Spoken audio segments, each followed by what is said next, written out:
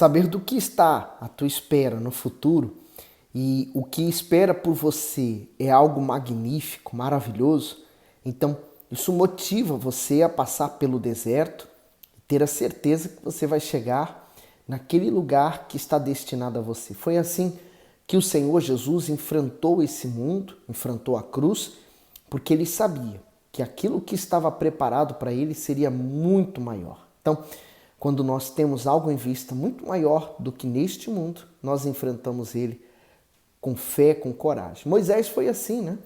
Ele trocou os tesouros, os prazeres, o pecado do Egito por aquilo que ele vislumbrava, né? A palavra de Deus, a vitória em Deus, né? Ele não tinha noção do que era, mas ele aguardava. Abraão, apesar de ser riquíssimo, viveu neste mundo, mas não se importava com nada neste mundo. Ele já olhava para a cidade celestial, cujo arquiteto é Deus. Enfim, quem vive por esse mundo vive vazio. Quem vive pela vida eterna vive contente. Hoje, Ezequiel 45. Vamos pedir a direção? Meu Deus, mais uma vez estamos aqui para meditar na Tua palavra e eu peço que o Senhor venha abrir o nosso entendimento, porque queremos, acima de tudo, ouvir, entender e poder tomar as atitudes para que possamos glorificar o Teu nome. Pai, abre o nosso entendimento, eu peço a Ti. Amém. Versículo 1. Quando, pois, repartirdes a terra em herança, oferecereis uma oferta ao Senhor, uma porção santa da terra.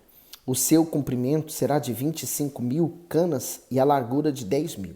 Esta será santa em toda a sua extensão ao redor. Desta porção o santuário ocupará 500 canas de comprimento e 500 de largura em quadrado, e terá em redor um espaço vazio de 50 côvados. E esta porção medirá 25.000 côvados de comprimento, e a largura de 10.000, e ali estará o santuário, o lugar santíssimo. O comentário diz uma porção santa da terra.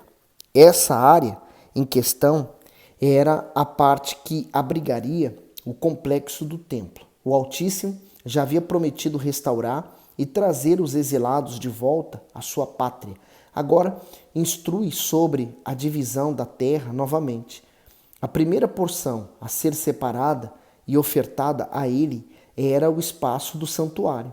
Tanto o lugar quanto as medidas foram estabelecidas pelo Senhor e simbolizavam a honra que os homens deveriam ter com ele e com os seus servos. Agora o 4. Esta será a porção santa da terra. Ela será para os sacerdotes, ministros do santuário, que dele se aproximam para servir ao Senhor, e lhes servirá de lugar para suas casas e de lugar santo para o santuário. E os levitas, ministros da casa, terão em sua possessão 25.000 canas de comprimento e 10.000 de largura para 20 câmaras. E para a possessão da cidade, de largura darei 5.000 canas e de comprimento 25.000, de fronte do altar da oferta santa, o que será para toda a casa de Israel. O comentário diz: ministros do santuário. A área em torno do templo era reservada para a moradia dos sacerdotes e dos levitas. Assim, eles residiriam em um espaço separado por Deus para que pudesse realizar melhor o serviço sagrado. Essa exclusividade na habitação remete ao cuidado que eles deveriam ter para preservarem a santidade do santuário. Além disso, evidencia que o coração e a atenção dos servos devem estar ligados ao Altíssimo e à sua obra. Já que da primeira vez eles cometeram um erro, agora não é não é lógico, não é inteligente cometê-lo novamente. Então agora eles precisavam fazer o que era certo. E Deus está dando todas as direções para que eles não voltem a cometer os mesmos erros do passado. No 7. O príncipe, porém, terá sua parte deste e do outro lado da área santa e da possessão da cidade, diante da santa oferta, e em frente da possessão da cidade, desde o extremo ocidental até o extremo oriental, e de comprimento corresponderá a uma das porções, desde o termo ocidental até o termo oriental. E esta terra será a sua possessão em Israel, e os seus príncipes nunca mais oprimirão o meu povo. Antes, deixarão a terra, a casa de Israel, conforme as suas tribos. O comentário 7:8, nunca mais oprimirão. Deus havia condenado os antigos príncipes com severa sentença na destruição de Judá. Esses príncipes eram os líderes eclesiásticos e civis que dominavam o povo. Eles usavam da sua posição elevada para imputar à população impostos exorbitantes e julgamentos injustos. Para evitar que novos abusos fossem cometidos, o Altíssimo demarcou a porção das terras destinadas a esses príncipes, ou seja, como essas autoridades poderiam não se manter justas por si mesmas, o estabelecimento das suas propriedades dificultaria a extorsão dos mais fracos. Da mesma forma, os nascidos de Deus se tornam príncipes do seu reino. Por isso devem honrá-lo com um caráter justo e reto, e não usar sua condição espiritual para explorar, oprimir e maltratar o seu semelhante. O 9. Assim diz o Senhor Deus: basta já, ó príncipes de Israel, afastai a violência e a assolação e praticai juízo e justiça. Tirai as vossas imposições do meu povo, diz o Senhor Deus. Tereis balanças justas, efa justo e bato justo. Comentário do 10. Balanças justas. O Todo-Poderoso odeia desonestidade. Por isso, ressalta que o seu povo deveria se lembrar da sua lei no que se refere à justiça. Depois de tantos anos no exílio, convivendo com outros povos, alguns comerciantes se esqueceram do quanto o Senhor valoriza pesos, medidas e transações comerciais sem fraudes ou mentiras. Se ele é justo, então ele também preza pela justiça. Muitos falam assim: Deus é amor, para justificar que podem errar à vontade, que depois Deus vai passar a mão por cima. Não, esqueça disso. Até porque Deus não é o ser humano que tem aquele sentimento pelo outro e deixa passar barato tudo que faz de errado. Não, Deus vai trazer justiça também. 11. O efa e o bato serão de uma mesma medida, de modo que o bato contenha a 10ª parte do homer e a efa a 10ª parte do homer, conforme o homer será a sua medida. O ciclo será de 20 geras, 20 ciclos, 25 ciclos e 15 ciclos terá a vossa mina. Esta será a oferta que haveis de oferecer. A 6ª parte de um efa de cada homer de trigo. Também dareis a 6ª parte de um efa de cada homer de cevada. Quanto à ordenança do azeite, de cada bato de azeite ofereceis a 10ª parte de um bato tirado de um coro, que é um homer de 10 batos, porque 10 batos fez um homer.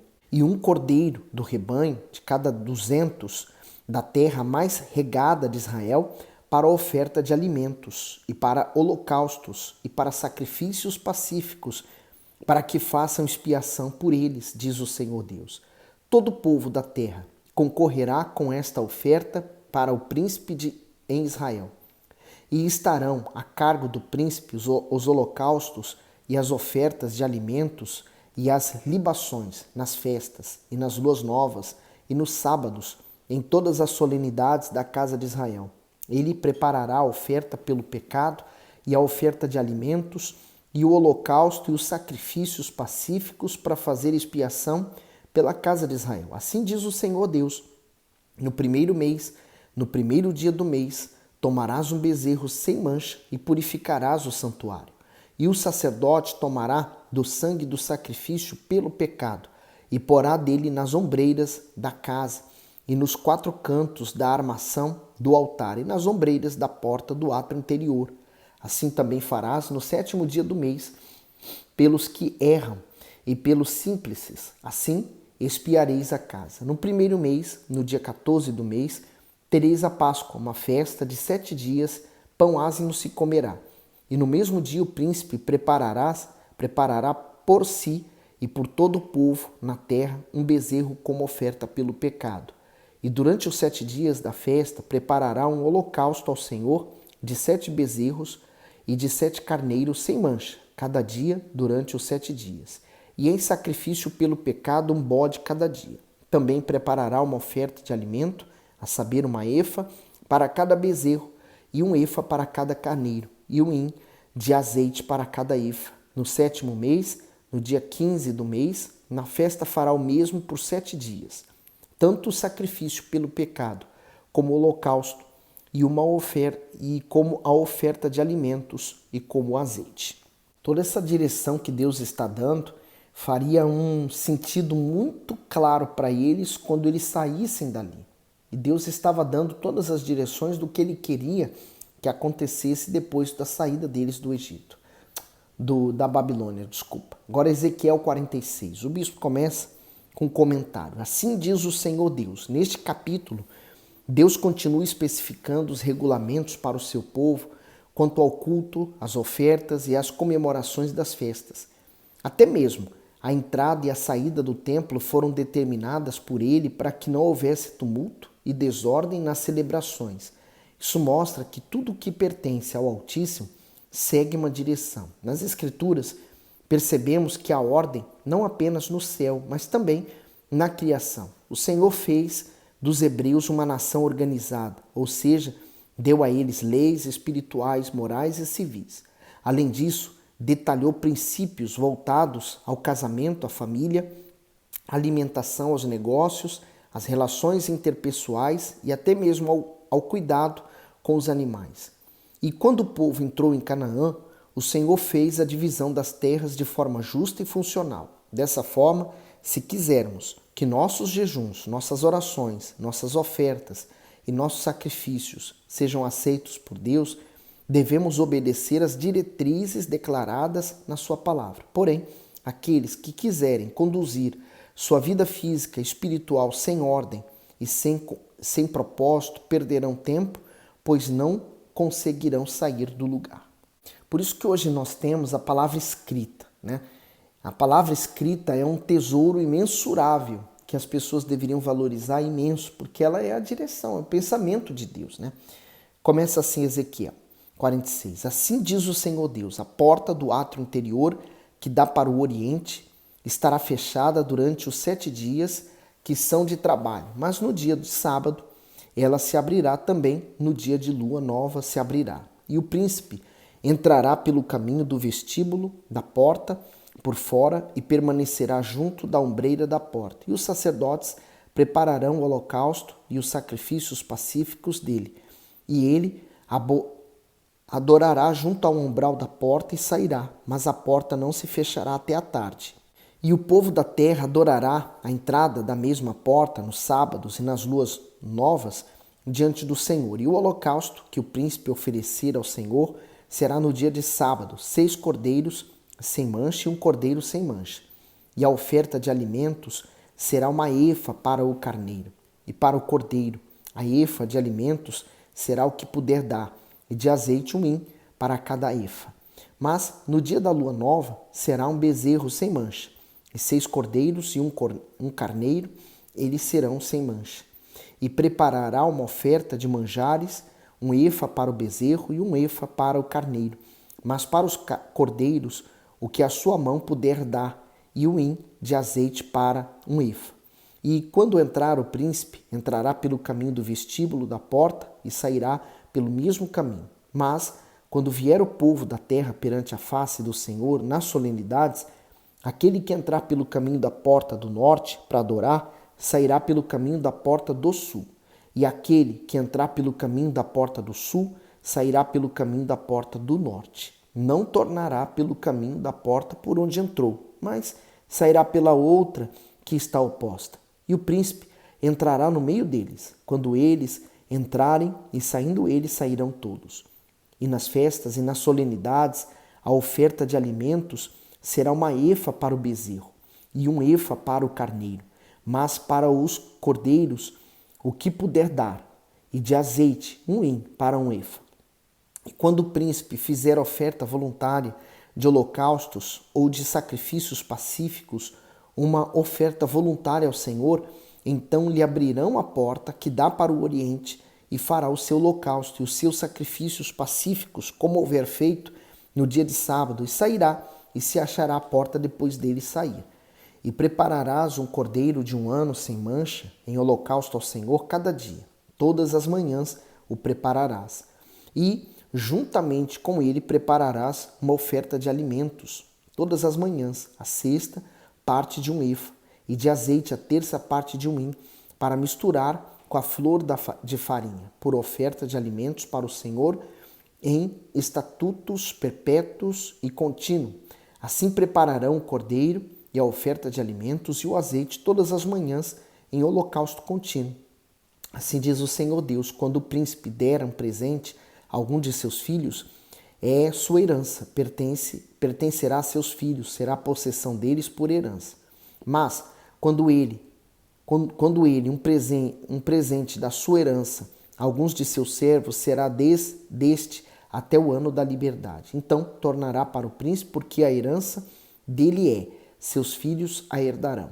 E o príncipe não tomará nada da herança do povo por opressão, defraudando-os da sua possessão, da sua própria possessão deixará herança a seus filhos, para que o meu povo não seja separado, cada um da sua possessão. Depois disso, me trouxe pela entrada, que estava ao lado da porta, as câmaras sentadas dos sacerdotes, que olhavam para o norte, e eis que ali havia um lugar nos fundos extremos para o lado do ocidente.